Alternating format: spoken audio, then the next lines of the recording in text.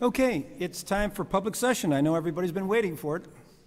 I don't, let's see, I have a list here. We have 3 people signed up. First one being Connie Casamento. Please come to the podium, state your name and your address, please. And try to keep it to 5 minutes. Shorter. Okay. Councilor President, councilors, city attorney, department heads, and citizens.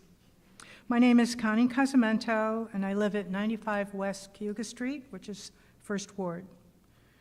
I come before you to share concerns regarding a multitude of activities that have recently become active, especially in the first and third wards, that have an effect on the entire city. This is a multifaceted problem which will need the attention of a number of authorities. Optimistically, the council can initiate this discussion. So I am here to address you with an increasing behavior problem late at night. Partying, extreme noise, drinking, all while moving throughout these neighborhoods. We have obligations to the people of these wards, especially children, babies, those who work, the infirm, and perpetrators, to address this undesirable behavior for a better quality of life for all. So, who is involved in this behavior?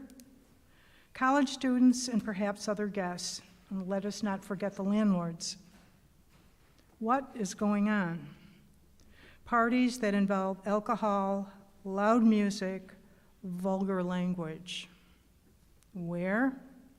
These parties occur at various houses, mostly rentals, throughout these wards.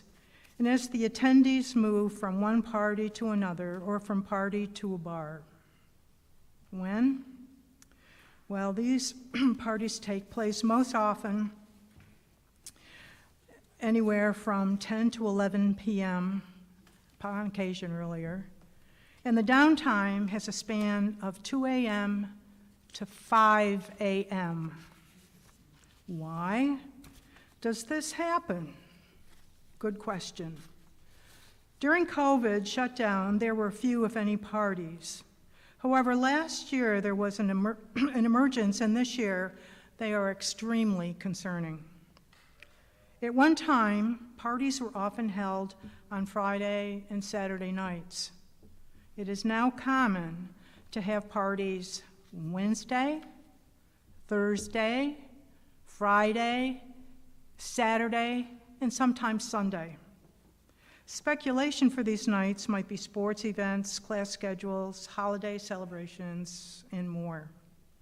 The bottom line is the effect that these activities are having. First and foremost, children are missing sleep on school nights. And this alone is unacceptable. Babies are up at night. Dogs are barking everywhere, which has a domino effect. Workers are losing sleep. The infirm, in the hospital or at home, cannot heal as well. The perpetrators are walking in the streets, F-bombing, screaming Tarzan style, and sometimes causing property damage, car doors slamming, and more. We need to direct these students to a more constructive lifestyle. Our silence is construed as it's okay. The city has local laws that address these concerns in Chapter 165 for noise, Chapter 170 for nuisance abatement. The Campus Community Committee is cognizant of these issues and was very successful in the past. The Quality of Life Patrol had success with their patrols. The ORA might have information of how to deal with a high density of rentals in a small area. These behaviors are spreading and becoming more intense and therefore need to be addressed. Property values are affected as well as school population. Layton had a problem years ago and almost closed because we had so many college students in the ward, they didn't have enough families with children. Population is important here. It is with great hope that the council takes on this issue as soon as possible. The councilors of the West Side, especially the 1st, 3rd, and 5th wards, need support from all councilors. We would like our social district to close at 10 p.m., and hopefully you can make that happen. Thank you. All right, thank you. Number 2 on the list is Teresa Carbone. Again, please state your name and your address. Teresa Carbone. I live at 58 Deer Ridge on Seneca Hill at Springside. Good evening. Thank you for allowing me this time. Actually, Sally is the next person on the list, and the two of us have approached Mayor Barlow a couple times with this request, and he's gracious as always, but all we ever get is lip service. We feel that this area, and he did a wonderful job this summer. I mean, there's all kinds of activities for families. The parks look beautiful. The concerts have been wonderful. The festivities have been great. And that's wonderful for 4 months of the year, or 3 months of the year. But there's 8 to 9 months left that people can participate in this kind of activity. And we have recommended, and we've asked a number of times, why Oswego doesn't have a community center that would benefit all age groups all year long. Actually, Sally and I drive all the way to Red Creek to go to their community center to use their pool and some of their facilities. Red Creek is a podunk town. Why can't Oswego, with this population, have a beautiful community center? That's what we're asking. And Oswego could partner with Fulton, and both communities could benefit from it. Thousands and thousands of dollars have been spent on all kinds of projects in this area, and most of them are very, very good. But it's really pathetic that a city this size doesn't have a community center that would benefit people of all ages all year round.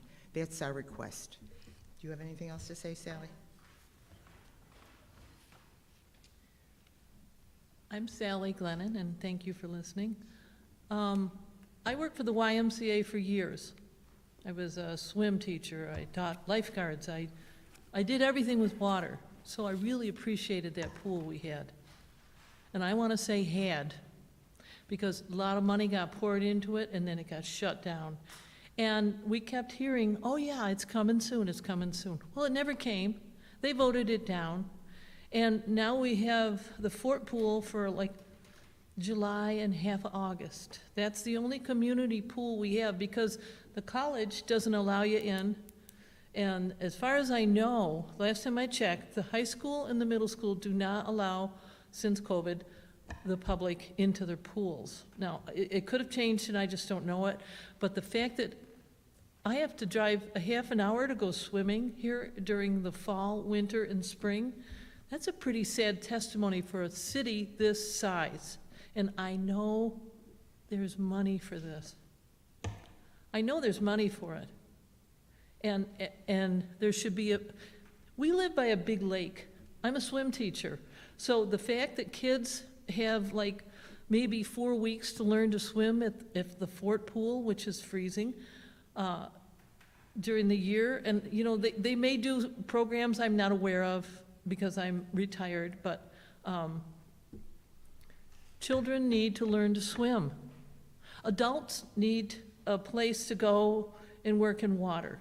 We've got enough exercise places to kill an army here, but we don't have a pool to swim in. There's a problem. This is a big city. There's only 2 cities in Oswego County, Oswego and Fulton.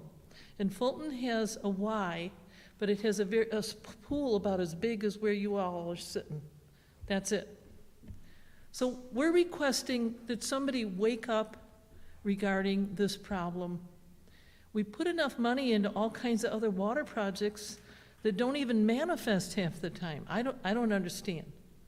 I'm a little clueless with why we don't have a pool. So I'm begging you, somebody help, please. Thank you.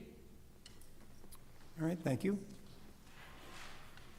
That was the last person signed up. Is there anybody else that would like to speak at public session?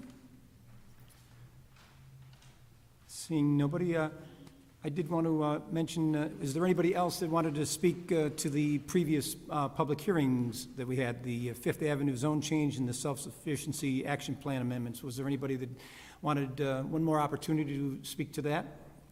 Seeing none? Okay.